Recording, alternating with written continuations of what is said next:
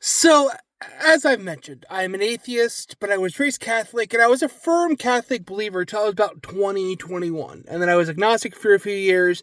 And then, shortly before I turned 25, I really became dedicated to being an atheist and not believing in any sort of higher religion whatsoever, and believing that God does not exist. And I still believe God does not exist, or any sort of divinity does not exist.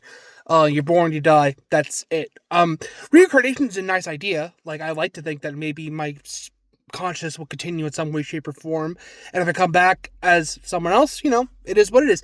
I like to think that we come back as somebody that we greatly admired in life. Either somebody you met, somebody you admired, like a comedian, or somebody you had great admiration for that either you knew personally or didn't know, and you come back as that person and live a parallel life of that person. That's what I kind of like to think happens.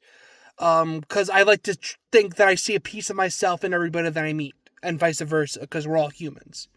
That's the gist of kind of what I hope happens. But as far as what I know happens, you're born, you die, that's it. So that's why I retain that atheist kind of label.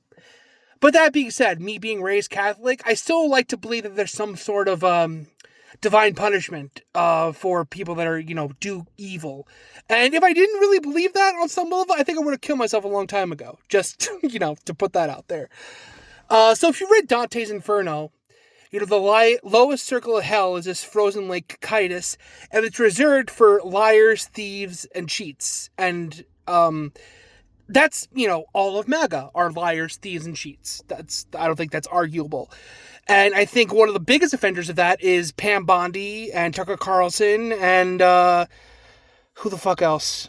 There was someone else. Well, Pam Bondi and Tucker Carlson are great starting points. Pam Bondi, as you know, was the Attorney General and was grilled in Congress yesterday and did an awful job defending herself of why they're dragging their ass with the Epstein files. But she was the AG of Florida, too, for the 10 years before she was the AG in the United States. And during that entire time, Epstein had his island and his Palm Beach estate where all the abuse was happening was knowingly happening because the Miami Herald had investigations for years against Epstein before any formal charges were brought up against him, but she ignored that shit too. So Pam Bondi is as inside of this shit pie as more than a lot of other people. It's also hilarious to me that the guy she replaced with Matt Gaetz, who is, baby Epstein. That's hilarious to me. And how, they really thought that they could nominate him at first, and then all of us were like, what the fuck? No. And then they're like, oh, well, what about this one who does it all in secret? And we're like, yeah, I guess that works.